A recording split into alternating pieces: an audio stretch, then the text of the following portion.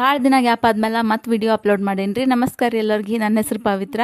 ನಾ ಎಷ್ಟು ಕನ್ಸಿಸ್ಟೆಂಟಾಗಿರಬೇಕು ಅಂತ ಅನ್ಕೋತೀನಿ, ರೆಗ್ಯುಲರ್ ವೀಡಿಯೋಸ್ ಮಾಡ್ಬೇಕು, ಅಪ್ಲೋಡ್ ಮಾಡಬೇಕು ಅಂತ ಅನ್ಕೋತೀನಿ.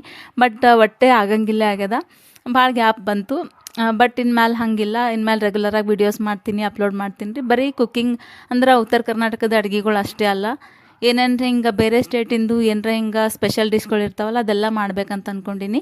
ಕುಕ್ಕಿಂಗ್ ಅಲ್ಲಾರ್ದೆ ಹಿಂಗೆ ಬೇಕಿಂಗ್ನು ಮಾಡ್ತೀನಿ. ಬರೀ ಹೆಲ್ದಿ ರೆಸಿಪೀಸ್ ಅಷ್ಟೇ, ಏನು ಹಿಂಗೆ ಅನ್ಹೆಲ್ದಿ ಏನೂ ನಾ ಪ್ರಮೋಟ್ ಮಾಡಲ್ಲ.